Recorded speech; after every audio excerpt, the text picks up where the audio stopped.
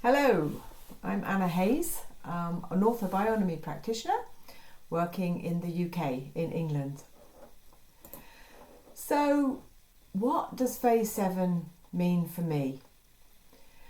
During the Ortho-Bionomy training, we learned that phase 7 is the causal level of pure consciousness, or at least this is what I learned. The level which holds the cause of bodily, emotional and mental dysfunctions. I learned that phase 7 is everywhere and is always there.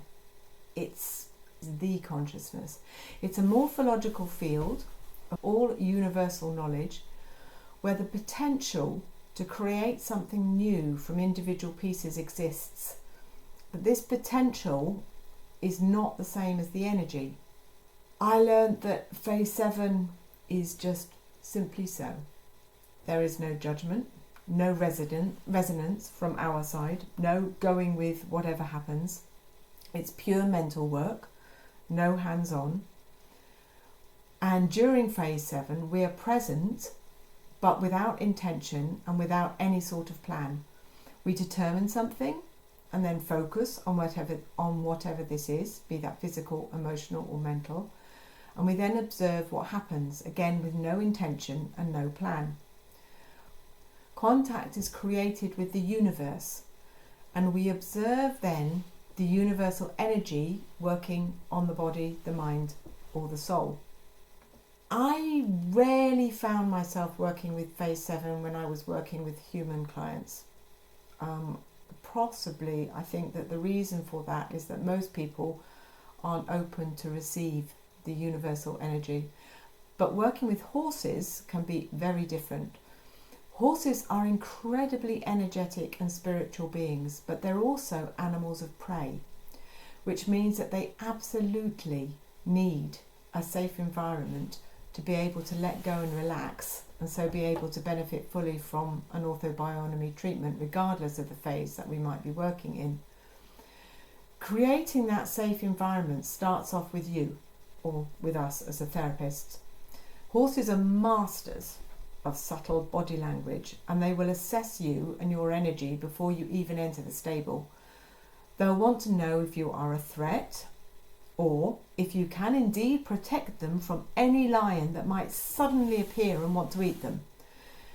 If you get this right, they'll often make energetic contact with you before you've even touched them, possibly whilst you're still talking to their owner. Now, some horses want and they need to be touched, and I then tend to work with phase 5. Others don't want to be touched at all, but still want you close, so then I will work hands off with phase 6. Others need their space, and if in a paddock may retire to the far side of the fence or by the hedge, and in which case I will work with them with phase 7. I'm present. I will have a focus on a particular part of their body and will then observe what happens to their body with this information. And I often feel those shifts in their body, in my own body. Some horses will work with me in phase 5 or 6, but will then step away from me to the far side of the stable, giving themselves space, and will then continue the work themselves, without any input or information from me. I'm just holding the space for them. I'm just being there for them. I can still observe what's going on in their bodies, in that I can feel that in my own body, what's shifting where. But there's no focus, no attention and no plan. And is this still phase 7? Or is it phase 8? Or possibly phase 9? I don't really care. I just work intuitively and offer the individual horse what it needs at that moment. Working intuitively with the horses has given me that freedom to possibly step out of frameworks that we will have been given during our training. I recently treated a horse, a 10-year-old horse, that had coordination issues, had a tendency to fall over, more so when it was younger than present, but he was really unhappy in his body. He looked unhappy, he looked tense.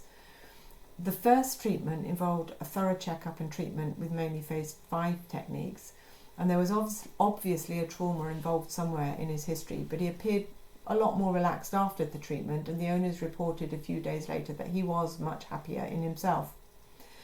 So on returning, the horse was happy to see me, which is always nice, and worked well together with me, hands-on with phase 5 for the first 20 minutes or so. Then he approached his owner, who was sitting on the straw in one corner of the box, and dropped his head into the owner's lap. I went to continue the treatment with his shoulder, but he went to snap at me, which was quite unusual, so I paused and took a step away, very consciously saying to him, "We will stay in the safe zone." Now, not wanting to disturb the treatment, his owner moved to the opposite corner and sat down there. The horse followed and again put his head down towards the owner, and at this point I think we both recognised that the horse was looking for a confirmation of safety from his owner that he trusted. The owner, though, got up and left the building, as if to say, "You are safe with Anna." And immediately the horse then moved away from me to the side of the box and immediately continued the work in his own body that we had already started. So I could feel the shifts and those connections being made as he continued to integrate the information that he had already, or that his nervous system had already received from the 20 minutes or so of treatment beforehand. So all I was doing was continuing to hold the safe space for him, just being there for him. After about 10 to 15 minutes, I slowly began to energetically back away. I had the feeling that it was time for me to withdraw. But he quite clearly didn't want this and stepped towards me. So I remained energetically and physically where I was, still holding that safe space. Now, the owner's wife, who was in the neighbouring box, described it, she said it looked like a dance between us as I slowly tried to back away and then the horse stepped closer. After 5 minutes or so, he was happy to let me go, and so I could leave him with the autonomy of his own reactions, continuing to process those shifts and changes happening within his own body. But then, as I was writing up, he lay down on his left side, which was the first time ever in 10 years, well, 9 years, 8.5 years that the owners had him.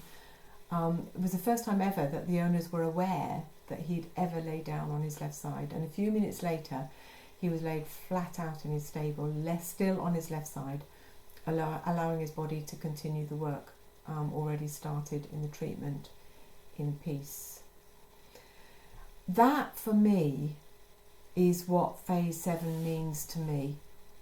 It's that point within a treatment, or when a horse is in that full trust of me being able to hold that safe environment, that they will continue the work themselves, that they make the contact with universal energy. I haven't consciously done that. They make the contact with universal energy or with the universe, and the universal energy will continue to work with them in their self-healing process. Now, we're told during our training that the greatest aim that we have whilst performing the art of ortho-bionomy, and I really do believe it is an art, it's not to do anything, but it's just to be. After this experience and several other similar experiences that I've had, I really now understand this. Horses have an amazing capacity for self-healing, integrating that new information that their nervous system has received during a treatment, and they're fully capable of connecting with universal energy during this process, co-regulating with you as the therapist as you just be. Just be there for them, holding that safe space. And that's what phase 7 for me is. Thank you.